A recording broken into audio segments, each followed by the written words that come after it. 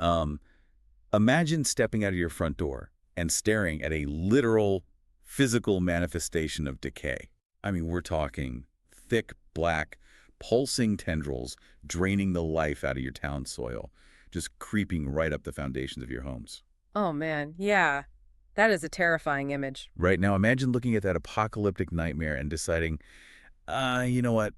I'll just deal with that weed problem after the harvest. It sounds completely insane, right? It sounds like madness, but actually, what if I told you that this fictional horror scenario perfectly mirrors the way modern institutions and everyday people handle systemic collapse? Wow. Okay, welcome to today's deep dive. Yep. If you're the kind of person who, constantly looks at the systems you rely on every day, like your workplace, your local government, your supply chains, and wonders how much stress they could actually take before shattering, you are going to love this. You really are, because it's the ultimate blind spot in human psychology. We assume that when a system fails, whether it's a government or a society, there will be this massive, undeniable alarm bell. Right, like a siren going off. Exactly. But history, and especially this text we're looking at today, shows us that true catastrophic failure doesn't announce itself with an explosion. It creeps in, it normalizes itself. It disguises a fatal rot as a temporary inconvenience. Yeah, that is so true. So our mission today is to explore this fascinating historical and strategic account from the Chronicle of Avenir. On the surface, it definitely reads like dark fantasy. Oh, absolutely. Swords, magic, demons, the works. Yeah, but underneath, it operates as this ruthless masterclass in crisis management, political power vacuums, and honestly, epidemiological collapse. So, okay, let's unpack this. We are dealing with a once mighty protectorate guild, the Avenir, who have just had their entire operational capacity wiped off the map. It's just completely decimated. Right. So to set the stakes for everyone, how exactly did they lose their vanguard in Chapter 1? Well, they basically walked blindfolded into a Trojan horse. Chapter 1 details the decimation of this prestigious guild at a really remote township called Greenbrier. The guild was called in under the guise of a standard medical quarantine at the Temple of the Vizier. Because communications had gone dark, right? Exactly. But when the heavily armed vanguard arrived to, enforce the quarantine, they didn't find a localized plague. They found a full-blown blood demon corruption. And the absolute worst part, the architect of the slaughter was one of their own, a fallen brother named Kalen. Yeah, that betrayal just makes it an absolute bloodbath. I mean, the entire town and the sacred temple were razed all the way down to the bedrock just to contain the threat. They had no other choice. It was total scorched earth. Totally. And the few surviving members of this elite vanguard were shattered physically and psychologically. They had to retreat to their home base, which is the vital shipping city of Onebridge. So they limped back home, traumatized, carrying this malevolent artifact they recovered from the ashes. And this is exactly where the physical battle ends and the political nightmare really begins. Yeah, because the vanguard is decimated. Who is actually running Onebridge in the middle of this crisis? Nobody with any real authority, honestly. The moment the vanguard was wiped out, a massive power vacuum opened up. And, when strong, stable leadership disappears overnight, the political economy of a city just collapses into sheer opportunism. Right, it's just a free-for-all. Yeah, and three distinct candidates immediately step into the void to claim control of the ashes of the guild. First, you have Thomas Howell, who is the master of coin. He is this self-serving, sycophantic bureaucrat. He's the guy looking at a burning building and calculating the real estate value of the empty lot. Actually, it's worse than that. He's the guy holding the match, calculating his margins on the insurance payout. I mean, he sees this existential crisis purely as a ledger to manipulate. The worst kind of politician. Exactly. Then, on the opposite end of the spectrum, you have Alistair. The text refers to him as sun-streaked, which is really just a polite way of saying he is a hollow Nepo baby. Yeah, he wears the guild's crest, but he is entirely controlled by his father, Oswald Cobblepot Valerius. Which is a huge problem. Right, because Oswald is the mayor of Onebridge, but also widely rumored to be the undisputed architect of the city's criminal underworld. So Alistair really represents the old corrupt money wanting to maintain the status quo. Exactly that. He is a puppet. His loyalty is bought with gold and indulgences, and he's basically meant to keep the guild from investigating the mayor's illicit activities. Okay, so that's two awful choices. Who is the third? And finally, you have Silas Grant. He is known as the Broken Soldier. Now, Silas was once the greatest champion of the Vanguard, but after losing his wife and child to a plague years ago, he basically crawled into a bottle. He only survived the massacre at Greenbrier because he was too drunk to deploy. Wait, hold on. I have to push back on this a little. Sure. If we're talking about a terrifying power vacuum and the survival of a whole city, how is a grieving, heavily intoxicated veteran even a legitimate candidate for leadership against a master of coin and a mafia-backed mayor? It makes zero sense. I get that, but you have to remember that fear changes the currency of politics. When a population is terrified that blood demons are going to march over the horizon any second, bureaucratic ledgers and mob money suddenly lose all their value. Oh, I see. They don't care about money if they're dead. Exactly. The people want a protector. Silas represents righteous populist vengeance. He actually understands that the fabric of their realm is on the edge of annihilation. He has the martial credibility that the other two completely lack. Right, okay.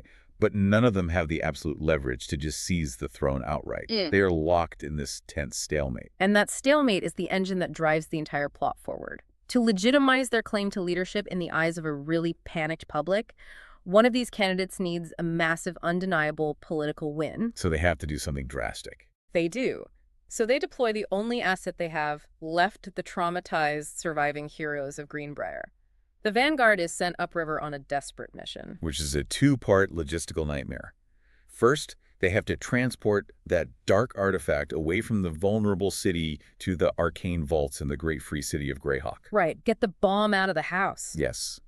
And second, because the trade routes have completely collapsed in the panic, one bridge is literally starving. The Vanguard has to secure thousands of tons of food. But since the legitimate supply chains are dead, who do they even turn to? Well, the black market. When legitimate systems fail, the underworld becomes the only market left. In Greyhawk, the party is forced to strike a deal with a goblin kingpin named Yodel. Yodel. Yeah, Yodel. He operates under the guise of a legitimate freight master, but he is actually the brother of the notorious crime lord Krenko. I mean, making a backdoor deal with a goblin cartel just to feed your city screams desperation. Yeah. The local river folk literally have a saying in the text, "A goblin's promise is written in grease." It perfectly illustrates the cascading failure of the guild, though. You end up compromising your morals just to solve your basic logistics. You do what you have to do to survive. Right. But while the physical survival of the city is being negotiated in these shady backrooms, the Vanguard goes to fulfill the second part of their mission. They seek out the legendary Archmage Mordenkainen to hand over the artifact. And this interaction completely shifts the genre of the story. I love this part. They don't find the Archmage holding court in some grand sparkly tower. They find him in a laboratory, wearing a dirty apron, actively dissecting a putrefying, blighted specimen. Yeah, it goes from a political thriller to a straight-up epidemiological mystery. Totally. Mordenkainen listens to their boots-on-the-ground report of the blood demons at Greenbrier, and rather than acting surprised or scared, he just cross-references it with his own data.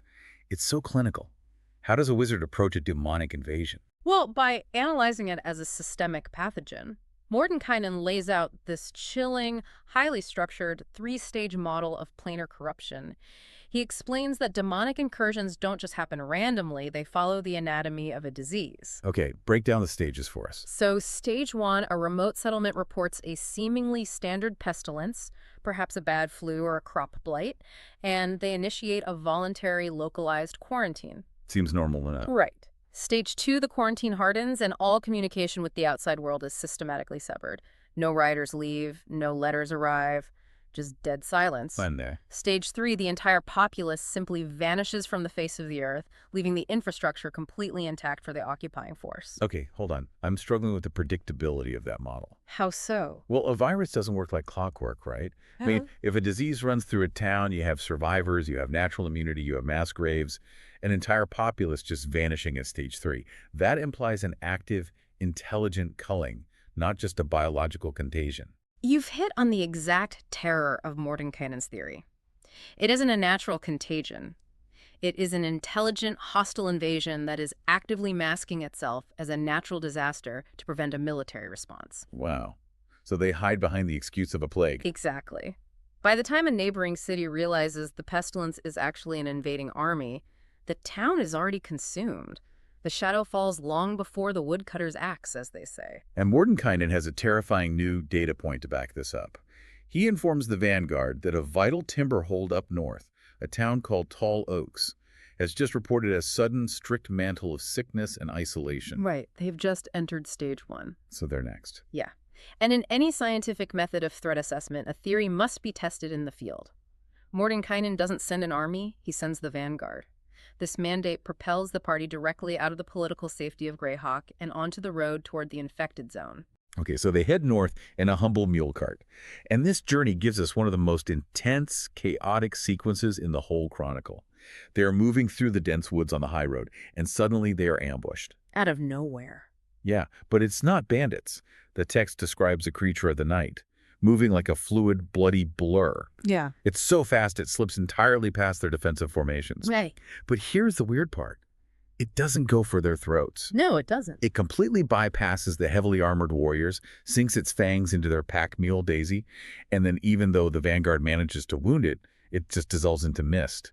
It casts a Misty Step spell and vanishes back toward tall oaks, leaving behind a heavily enchanted weapon with a strange, pulsing jewel in the hilt. I mean, at first glance, it reads like an erratic monster encounter, right? Exactly. And when I was reading this, I kept thinking, why would a highly capable assassin, a creature fast enough to dodge elite warriors and cast high-level teleportation magic, just wound a pack mule, drop a priceless magical weapon, and run away? It feels like a completely botched hit. Yeah, if you view it purely through the lens of an assassination attempt, yes, it's a miserable failure. But if you look at the broader strategic picture Mordenkainen just painted, this wasn't an assassination. This was a stress test. Wait, a stress test? By a monster? Absolutely. The enemy is actively gathering intelligence. By attacking the supply line, the mule, and engaging the vanguard for just a few seconds, this creature is measuring their reaction time. It's identifying their spellcasters and testing their combat cohesion. Oh man, that is so smart. Right, and dropping that pulsing jewel weapon, that is a classic tracker or a cursed lure. It proves to the vanguard and to you, the reader, that they aren't fighting mindless beasts driven by hunger. They are fighting an organized, highly tactical intelligence. Which makes the situation so much worse. So much worse. They manage to heal Daisy the Mule using divine magic, thankfully, and they finally reach the perimeter of tall oaks. They are met at the wooden palisades by the commander of the town watch, Captain Shields. The text describes him as having winter in his eyes and steel in his bones. Shields is, he's the ultimate embodiment of authoritarian quarantine protocols. He represents the desperate, heavy-handed measures a failing system takes to preserve itself. He informs the vanguard of the specific malady afflicting the town. They call it the laughing shrieks. Ugh, even the name sounds horrific. Yeah. It's a pathogen that literally curdles the mind. The infected are driven into violent, uncontrollable rages mixed with this maniacal, cackling hysteria. Yeah, it's deeply unsettling. Captain Shields allows the vanguard inside the walls, but only under what he calls the Law of the Pale. What is that, exactly? The Law of the Pale is an absolute ironclad quarantine. It is a one-way valve. You can enter, but you absolutely do not leave without a prolonged, heavily monitored isolation period. So they're trapped. Yes. Oh. Furthermore, no unvetted goods, animals, or weapons can cross the threshold back into the outside world. It is designed to protect the wider realm, but functionally it dooms everyone trapped on the inside. Because by stepping past those wooden gates, the vanguard transitions from Mordenkainen's neat, theoretical stages of corruption into a horrific, boots-on-the-ground reality. Yeah. They literally lock themselves inside the Petri dish. And inside that Petri dish, the social fabric has completely unraveled. The healthy are barricaded inside their homes, listening to the screams of their neighbors. The town's church has been hastily converted into a makeshift lazaretto. And they meet this character, Myrn. He's the eccentric groundskeeper of the church, and he is pacing around outside, frantically ranting about massive leeches and nocturnal stalkers draining the town dry. Yeah, he's terrified. Right. When the vanguard tells him they saw these exact same horrors down south at Greenbrier, Yeah. Myrn just mutters a dark oath and sprints away in terror. Because Myrn's paranoia, which the rest of the town has dismissed as complete madness, has just been validated by outside experts. He wasn't crazy after all. Exactly. And inside the church, the situation is bedlam. The infected locals suffering from the laughing shrieks are bound tightly to iron frames by a handful of exhausted volunteers. But while the vanguard is investigating the human toll, they notice something deeply wrong with the environment itself. Yes. The obsidian tendrils. I was waiting for this.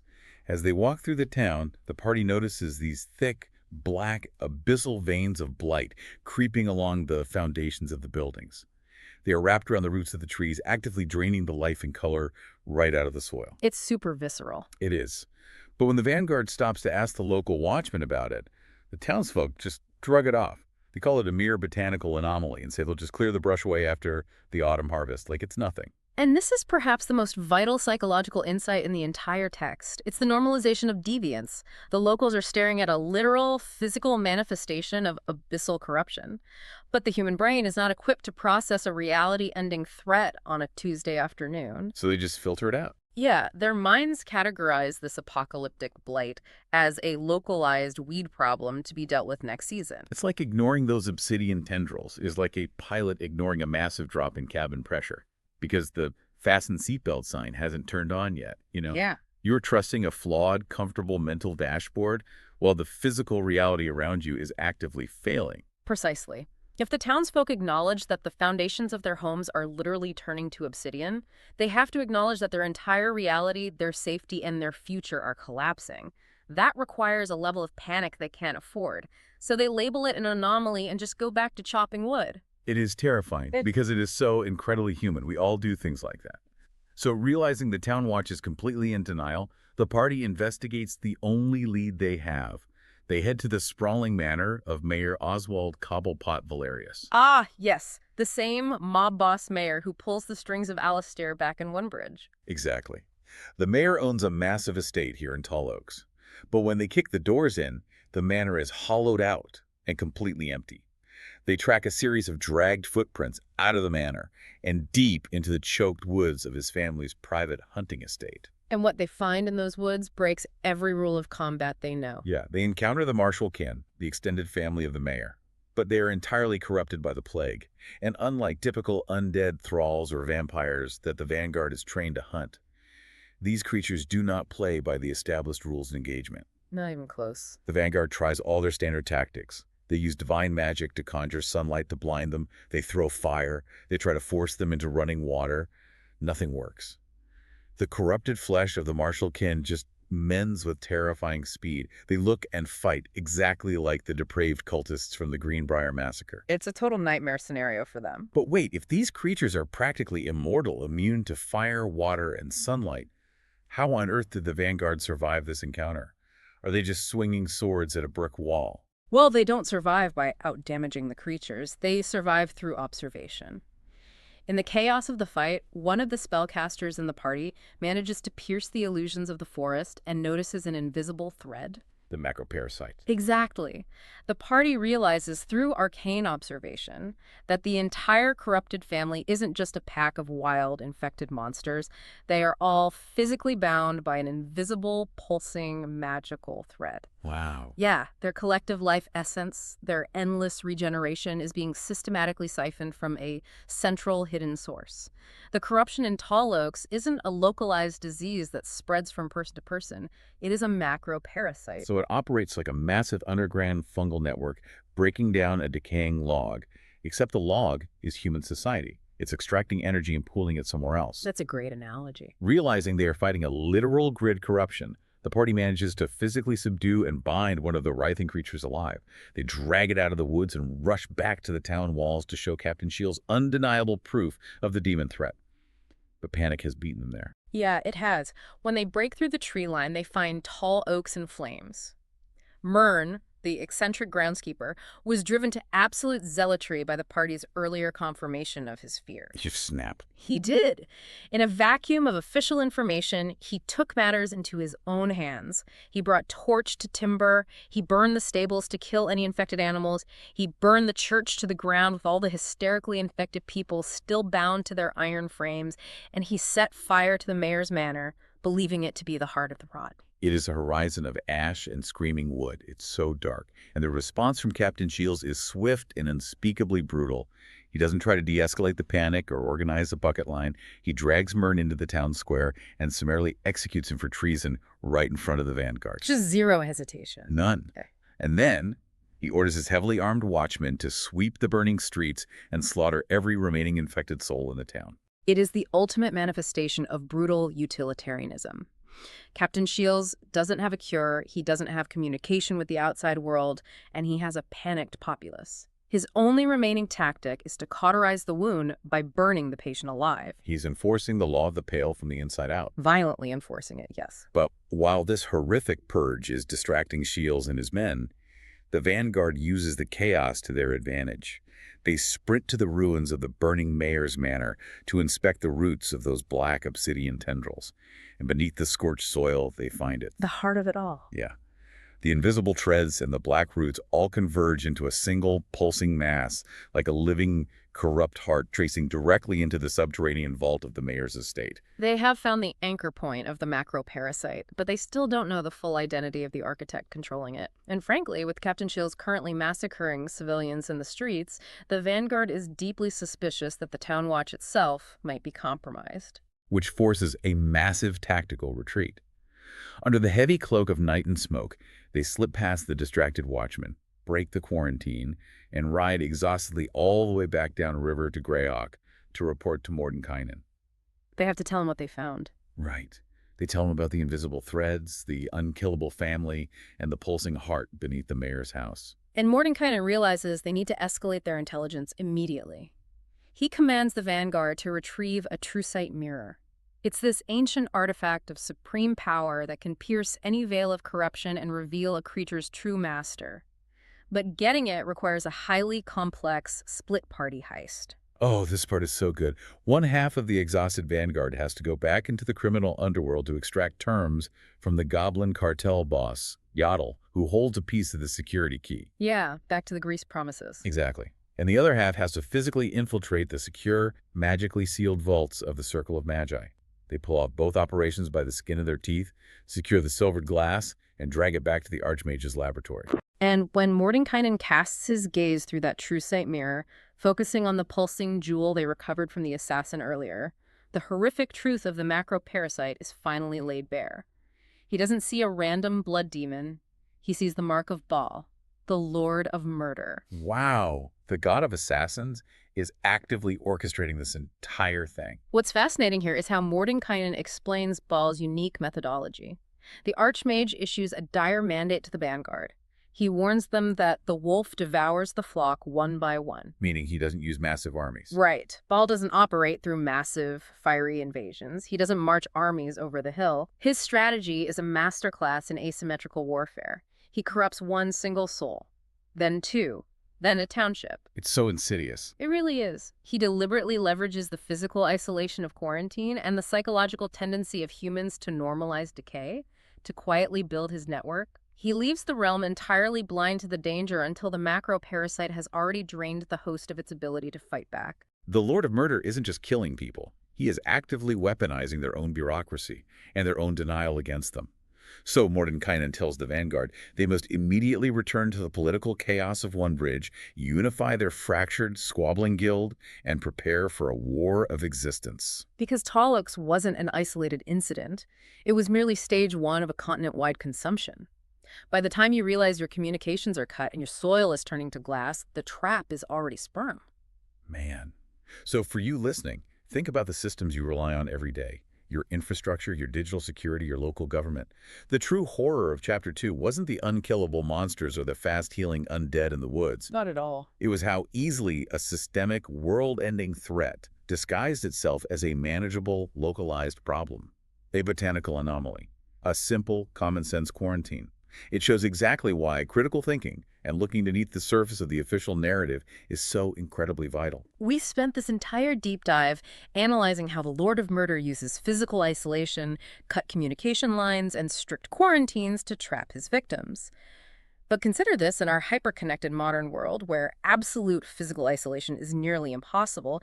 How would a systemic parasite operate today? Oh, that's a chilling thought. Would it even bother trying to sever our connections? Or would it simply flood our networks with so much noise, panic, and contradictory information that we willingly isolate ourselves? Are we staring at the digital equivalent of an obsidian tendril right now, calling it a temporary glitch, while the foundation of our reality is quietly siphoned away?